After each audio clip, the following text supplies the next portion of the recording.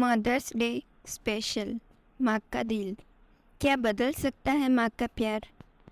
2 साल की राजू को गोद में खिलाते हुए माला ने अपनी बहन सोनू से कहा, सोनू, पता नहीं क्यों मुझे कभी कभी ऐसा लगता है जैसे राजू हमारी संतान नहीं। पगला गई हो क्या दीदी, यह क्या कह रही हो। राजू आपकी संतान नहीं तो क्या बाजार से खरीदा है जीजू ने, कहकर 16 साल की सोनू जोर जोर से हंसने लगी। मगर माला के चेहरे की सिकन कम नहीं हुई। राजू के चेहरे को गौर से देखते हुए बोली, जरा इसकी आंखें देख, तेरे जीजू से मिलती है ना मुझसे। आंखें क्यों, पूरा चेहरा ही हमारे घर में से किसी से नहीं मिलता। मगर दीदी, बच्ची का चेहरा माँ बाप जैसा ही हो यह जरूरी तो नहीं। कई बार किसी दूर के रिश्तेदार या फिर जिसे आप प्रेगनेंसी के दौरान ज़्यादा देखा हो उससे भी मिल सकता है। वैसे यह अभी बहुत छोटा है, बड़ा होगा तो अपने पापा जैसा ही दिखेगा। बाकी सब कुछ छोड़, इसका रंग देख। मैं गोरी, मेरी बेटी दिशा गोरी, मगर यह सांवला। तेरे जीजू भी तो गोरे ही है ना। फिर यह, अरे दीदी, लड़कों का रंग कहाँ देखा जाता है। वैसे भी यह 21वीं सदी का बच्चा है। जनवरी 2001 की पैदाइश है। इसकी बर्थ डेट खुद में खास है।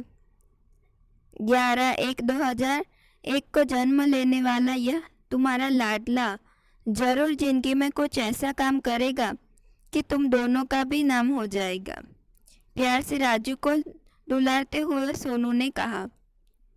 वह तो मैं मानती हूँ सोनू कि लड़कों का रंग नहीं देखते, और फिर माँ के लिए तो अपने बच्चे से प्यारा कुछ हो ही नहीं सकता। पर यूं ही कभी कभी कुछ बातें दिमाग में आ जाती है।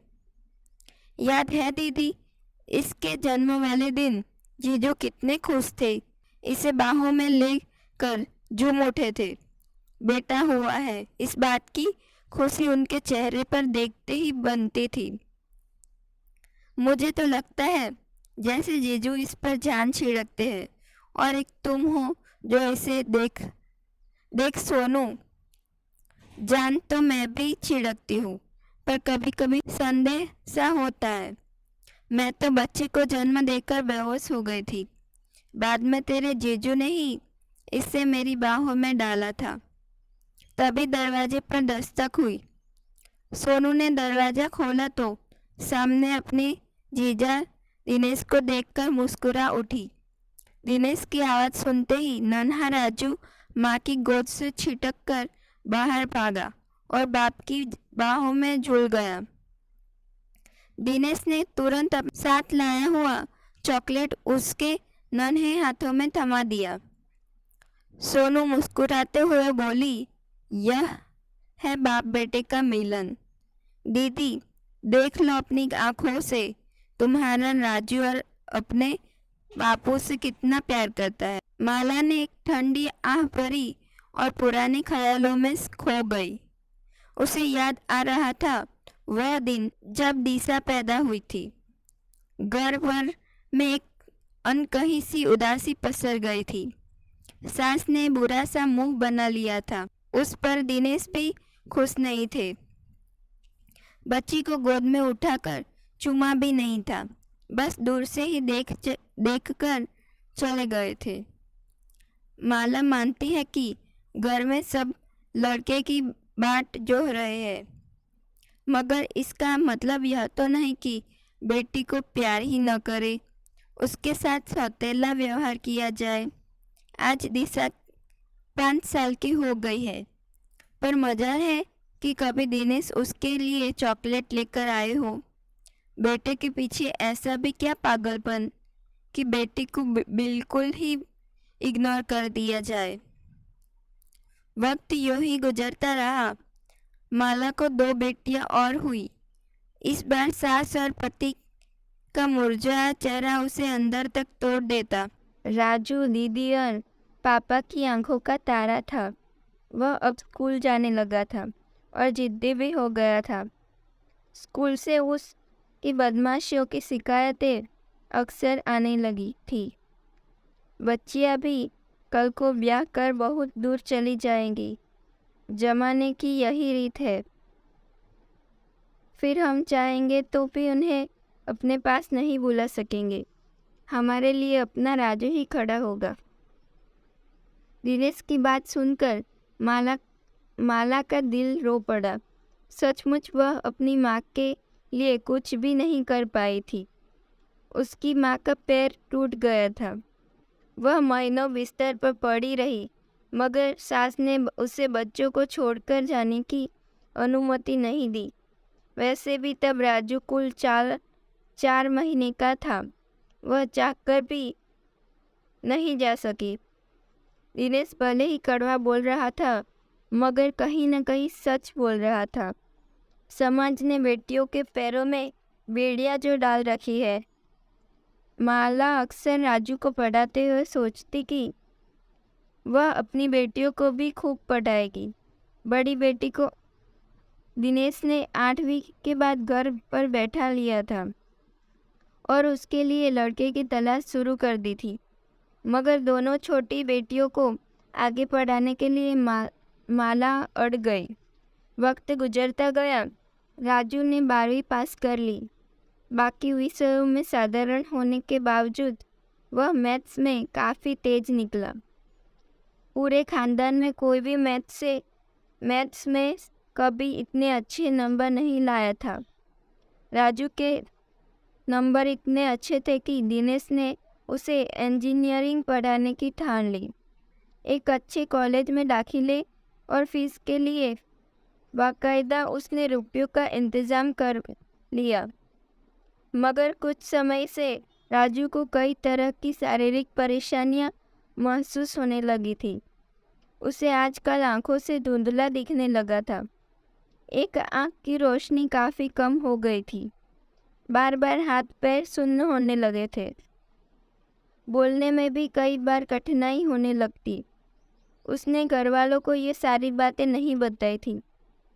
इंजीनियरिंग टेस्ट से ठीक एक दिन पहले वह अचानक लड़खड़ा कर गिर पड़ा। माला ने हड़बड़ाकर उसे उठाया तो वह रोने लगा। क्या हुआ बेटे? माला ने घबराकर पूछा तो उसने बड़ी मुश्किल से अपनी सारी तकलीफ़ों के बारे में विस्तार से बताया। तब तक दिनेश भी आ गया था। उसने देर नहीं की और तुरंत बेटे को डॉक्टर के पास ले गया। डॉक्टर ने कई तरह के टेस्ट लिख दिए। जांच के बाद पता चला कि उससे मल्टीपल स्क्लेरोसिस की समस्या है। मल्टीपल स्क्लेरोसिस एक ऑटो इम्यून डिजीज़ है जिसमें सेंट्रल नर्वस सिस्टम प्रभावित होता है। इसमें देखने, बात करने, चलने और ध्यान एकाग्र करने से जुड़ी समस्याएं पैदा होती है। इंसान अपना संतुलन खो बैठता है। इससे पीड़ित व्यक्ति कई बार लकवे का शिकार भी हो जाता है। डॉक्टरों के मुताबिक राजू के शरीर का एक हिस्सा आंशिक रूप से लकवाग्रस्त भी हो गया था। यह बीमारी कभी भी पूरी तरह से ठीक नहीं हो पाती। राजू की बीमारी काफ़ी गंभीर हालत में पहुंच चुकी थी और लाखों रुपयों का खर्च आना था। राजू पूरी तरह ठीक हो सकेगा या नहीं, इसी बारे में भी श्योर नहीं कहा जा सकता था। इस बीच डॉक्टर ने दिनेश और माला का डीएनए टेस्ट कराने की बात की। यह टेस्ट राजू की बीमारी बेहतर ढंग से समझने और सही इलाज के लिए ज़रूरी था। माला तो तुरंत तैयार हो गई, मगर दिनेश ने टेस्ट करवाने के लिए आनाकानी करने लगा। माला ने लाख कहा, मगर वह तैयार नहीं हो रहा था। बाद में जब डॉक्टर ने इस टेस्ट की आवश्यकता बताते हुए दिनेश को समझाया, तो वह हारकर टेस्ट कराने को तैयार हो गया। क्या कहता है? यही न कि इन्हें कहीं छोड़ आओ। बेटी की बातें माला के कानों में जहर जैसी चुभ रही थी। बेटी के गालों पर एक तमाचा जड़ती हुई वह चीखी, खबरदार, जो किसी ने मेरे बेटे के खिलाफ एक शब्द भी कहा, वह मेरे पास रहेगा और मेरे दिल का टुकड़ा बनकर रहेगा।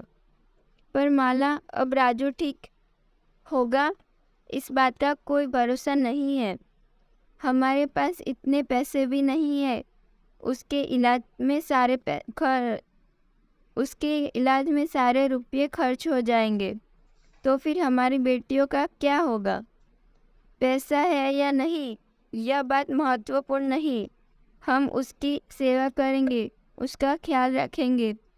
वैसे बहुत सी बीमारियां प्राकृतिक जड़ी बूटियों या घरेलू उपायों से भी ठीक हो जाती है। ज़रूरत पड़ी तो किसी बड़े नहीं तो लेकिन छोटे अस्पताल में तो इलाज करा ही लेंगे। लेकिन इस तकलीफ के समय उसे अकेला नहीं छोड़ेंगे।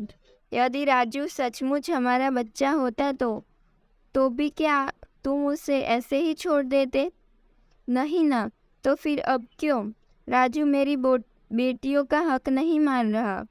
उससे अब तक अपना बच्चा मानकर पाला पोसा है, तो आगे भी वह मेरा ही बेटा रहेगा। भूल से भी मुझे मेरे बच्चे से जुदा करने की बात न सोचना। और हाँ, तुम में से कोई भी राजू से इस सच्चाई के बारे में नहीं बताएगा। माला ने अपना फैसला सुना दिया था। दूसरे कमरे में लेटा राजू सब कुछ सुन रहा था। एक तरफ आत्मग्लानि, दूसरी तरफ बीमारी का दर्द, और उस पर पिता व बहनों की इस सोच ने उसे अंदर तक तोड़ दिया था। वह खुद को बहुत असहाय महसूस कर रहा था, मगर माँ की बातें उसके जख्मों पर मरहम लगाने का काम कर रही थी। सारा दर्द उसकी आंखों से पानी बनकर बह निकला था। उसे बचपन से अब तक की अपनी जिंदगी के लम्हे याद आ रहे थे।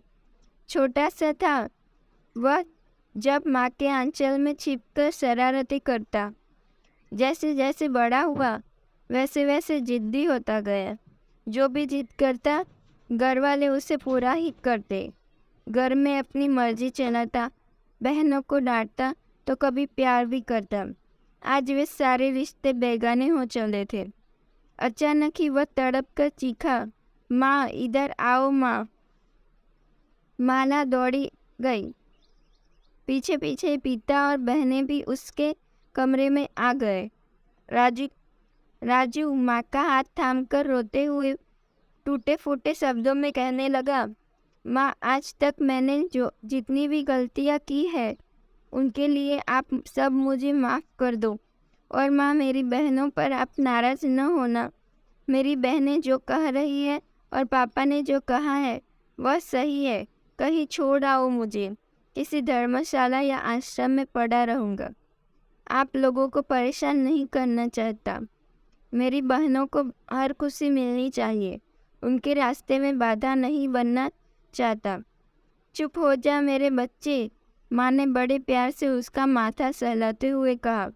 तू बड़ा भाई है, तेरी बहनों को खुशी तभी मिलेगी जब उनके पास तेरा प्यार और आशीर्वाद रहेगा। तू वादा कर हमेशा मेरी आंखों के आगे रहेगा। दोनों बहनें भी भाई के प्यार को महसूस कर रही थी। दोनों बेटियां माँ के गले लग गई और बोली, माँ आप बिल्कुल सही हो, हम अपने भाई को कहीं भी जाने नहीं देंगे। दिनेश को भी अपनी गलती का एहसास हो गया था। दिनेश ने माला का हाथ थामते हुए कहा, माला, माँ के दिल जैसा कोई दिल नहीं होता। मुझे गर्व है कि तुम मेरी पत्नी हो।